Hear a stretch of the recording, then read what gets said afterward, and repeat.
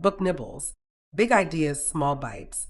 When people from different countries come together to work on projects, lead teams, or negotiate deals, they often assume that professionalism will smooth over differences.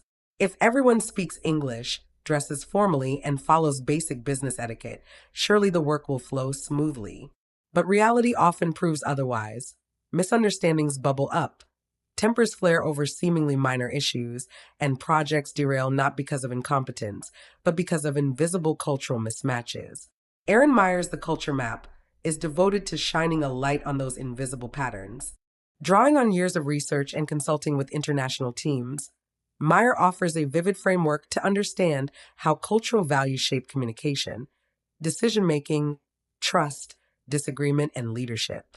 Through rich examples and practical insights, she gives readers a toolkit for navigating global business with more empathy and effectiveness. Meyer begins with a story from her own life that reveals the subtle but powerful ways culture can shape expectations. Teaching a course for international executives in Paris, she asked her French students to critique her teaching. They responded directly, pointing out her weaknesses alongside her strengths.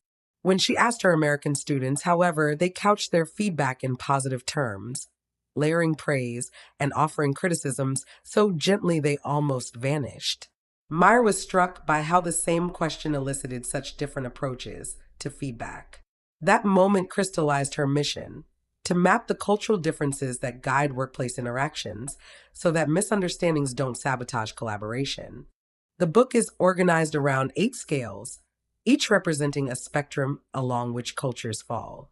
These scales are not rigid categories, but tendencies, and the heart of Meyer's insight is that difficulties often arise not from where one culture sits on the scale, but from the relative distance between two interacting cultures. For example, Americans might think of themselves as direct communicators, but compared with Dutch or Germans, they appear quite indirect. Conversely, when dealing with Japanese colleagues, Americans suddenly come across as blunt and overly explicit. Meyer calls this the relative position problem. What feels normal to you might strike others as strange depending on their reference point. Take the first scale, communication styles. Some cultures are low context, meaning they value explicit, clear, and straightforward language. The United States is the classic example. Americans spell things out, avoid ambiguity, and tend to view clarity as a virtue. By contrast, high context cultures like Japan or China rely heavily on shared understanding, implicit cues, and reading between the lines. In such environments, much is left unsaid because it's assumed everyone knows the context. When a Japanese manager says, "This may be difficult," the implied meaning might be, "This is impossible." But an American might interpret it as, "We might need to work a little harder, but it's feasible." This gap creates fertile ground for costly misunderstandings. Meyer recalls a story about a French executive frustrated by his Chinese team. He thought he was being clear, but his instructions were too implicit for them.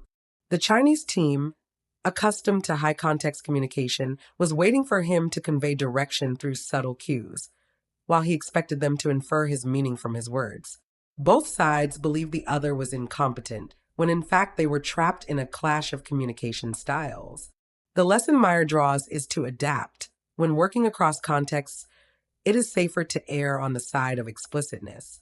Low context communicators should learn to read the air better, while high context communicators must accept the need for spelling things out.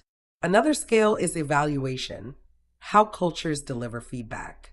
Americans often imagine themselves as candid, but in truth they temper criticism with positivity. The sandwich method of wrapping negative comments between compliments is practically a business ritual. The Dutch, Germans, and Israelis, however, dispense with this dance. They give feedback directly, bluntly, and without cushioning. To an American ear, a German colleague might sound harsh, even rude, when in fact he simply considers his honesty efficient. Conversely, Japanese or Thai colleagues might consider American criticism shockingly direct, because in their context feedback is delivered subtly with an emphasis on saving face. Meyer tells of a French manager working with an American boss. The boss praised his presentation but added one suggestion: "You might want to use fewer slides." The French manager went away thinking he had nailed it, In his cultural lens, criticism is direct. If the boss really had a problem, he would have said so bluntly. But the American softened critique was meant as a serious message. Later, the Frenchman was blindsided when his performance review flagged the very issue he thought was minor. The broader lesson: adapt your style of feedback to the cultural expectations of your audience, and when receiving feedback, don't assume it carries the same weight across borders. The scale of persuasion reveals another striking divide: whether arguments are built deductively or inductively. In cultures like France and Italy, people often begin with principles and theories, then work towards specific applications. The logic flows from abstract to concrete. In the US or Canada, however, persuasion is more inductive. Start with facts, examples, and case studies, then draw conclusions. This difference in reasoning style can cause teams to talk past each other. A French consultant presenting a grand framework may appear vague to an American client who wants hard data, while the American's data heavy presentation may feel superficial to the French, who are looking for conceptual depth. Meyer suggests bridging the gap by explicitly explaining your reasoning style and being flexible enough to meet your audience halfway. Next comes leadership, mapped along the egalitarian versus hierarchical scale. Northern European countries like Denmark, Sweden, and the Netherlands lean egalitarian. The boss is a facilitator, not a dictator, and employees are encouraged to speak up freely. By contrast, in Asian cultures such as China, India, and Japan, hierarchy is deeply respected, and leaders are expected to issue clear direction. To a Dutch employee, a Chinese manager may seem autocratic, while to a Chinese subordinate, a Dutch boss may appear weak or indecisive. Neither is necessarily right. Both are reflecting cultural norms. Meyer emphasizes that leaders managing global teams must recognize these expectations. An egalitarian leader cannot assume her informal style will work in a hierarchical culture, nor can a hierarchical leader expect deference from egalitarian subordinates. Trust is another fascinating domain. Some cultures build trust cognitively through demonstrated skills, reliability, and task performance. Others build trust effectively through personal relationships, warmth, and shared experiences. Americans often pride themselves on separating business and personal life. You can dislike your colleague, but still respect his work. In Latin American or Middle Eastern cultures, however, business without personal connection feels hollow. A deal might stall until partners have shared meals, swapped stories, or established emotional rapport. Meyer advises not to underestimate the power of informal bonding in cultures where effective trust dominates. Skipping dinner or drinks may save time in your eyes, but to your counterpart, it signals indifference and undermines collaboration. The scale of disagreement adds yet another layer. In cultures like France, Germany, or Israel, open confrontation is normal and even healthy.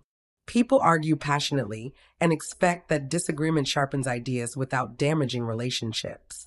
In Japan or Thailand, by contrast, confrontation is avoided to preserve harmony. A heated debate that seems stimulating to a Frenchman might feel deeply uncomfortable or even offensive to a Japanese colleague. Meyer notes that multinational teams often flounder because some members engage in vigorous debate while others retreat in silence, perceiving the same behavior through radically different cultural lenses. Decision-making processes also vary widely. In the US or Japan, consensus building is common, but the meaning differs. In Japan, decisions are made slowly through extensive consultation, but once consensus is reached, execution is swift. In the US, decisions may be made more quickly, but implementation can drag as stakeholders push back. Meanwhile, in countries like Nigeria or Russia, decision-making is more top-down, with leaders expected to decide unilaterally. To avoid frustration, Meyer urges global leaders to clarify not only how decisions will be made, but also how binding they are. Is this a preliminary discussion or a final commitment? Ambiguity can lead to serious misalignment. Scheduling practices highlight another subtle but impactful divide: linear time versus flexible time. Germans, Swiss, and Americans view time as a straight line. Punctuality is sacred, deadlines are firm, and sticking to the schedule shows respect. In cultures like India, Brazil, or Saudi Arabia, time is more fluid. Meetings may start late, run over, or be interrupted without anyone feeling disrespected. Priorities shift dynamically, and flexibility is prized over rigid adherence to a plan. Meyer warns that frustrations often flare when linear time and flexible time colleagues collaborate, each interpreting the other's behavior as unprofessional. Recognizing that time itself is culturally constructed can defuse such tensions. What makes Meyer's book so compelling is her storytelling. She peppers each scale with vivid anecdotes from executives, consultants, and managers navigating cross cultural minefields. One story tells of a Swedish manager leading a team in China. He expected open dialogue and egalitarian brainstorming, but his Chinese subordinates remained silent in meetings. He thought they were disengaged, but in reality, they were respecting his authority by not challenging him. When he shifted his approach, soliciting input privately rather than publicly, their contributions blossomed. The story highlights a key takeaway. Cultural adaptation is not about abandoning your values, but about understanding others' expectations and finding middle ground. Meyer also insists that self-awareness is crucial. Many professionals assume their own cultural style is neutral or normal, and others are deviations. In fact, everyone operates from cultural assumptions. An American may think he is straightforward, but to a Dutch colleague he seems indirect, and to a Japanese colleague he seems blunt. Recognizing your own position on the map is as important as understanding others. The real skill lies in flexing your style without losing authenticity. One of the most practical insights in the book is the notion of bridging strategies. When two cultures collide on a scale, the leader's task is not to enforce one norm, but to create explicit rules that level the playing field. For instance, in mixed teams where some members are comfortable with confrontation and others avoid it, Meyer suggests setting ground rules. Debates are welcome, but personal attacks are not. Everyone is expected to contribute, but interruptions should be managed. By naming the differences, teams can avoid attributing them to personality flaws. Throughout, Meyer emphasizes that cultural intelligence is not about memorizing stereotypes. Not every French person is blunt. Not every Japanese avoids confrontation. Instead, the map offers probabilities and patterns. The key is to approach differences with curiosity rather than judgment. When something feels off, ask yourself whether it might stem from a cultural mismatch rather than incompetence or ill will. This mindset shift alone can transform cross-cultural collaboration. By the end of the culture map, the reader is left with both humility and empowerment. Humility, because you realize how many invisible assumptions shape behavior and how easily they can trip us up. Empowerment, because with the right tools, these differences become opportunities rather than obstacles. Instead of clashing, teams can harness their diversity for richer ideas, deeper trust, and more resilient collaboration. Meyer closes with a reminder that globalization is not flattening cultural differences, it is magnifying them. As more organizations span continents, the ability to navigate cultural maps is becoming a core leadership skill, as critical as financial acumen or strategic vision. Those who master it will not only avoid costly misunderstandings, but also unlock the creative power of diversity. In the end, the Culture Map is more than a book about business etiquette. It is a guide to human connection in a global age. It teaches that when we step outside our cultural comfort zones, misunderstandings are inevitable, but so are breakthroughs. By learning to listen more carefully, adapt more thoughtfully, and interpret more generously, we can transform friction into fuel for collaboration. And in doing so, we not only succeed at work, but also expand our understanding of what it means to live and thrive in an interconnected world. And that's it. Erin Meyer's The Culture Map, breaking through the invisible boundaries of global business. Thanks for listening to Book Nibbles. If you enjoyed this bite-sized book, don't forget to subscribe for more quick, insightful summaries. See you in the next nibble.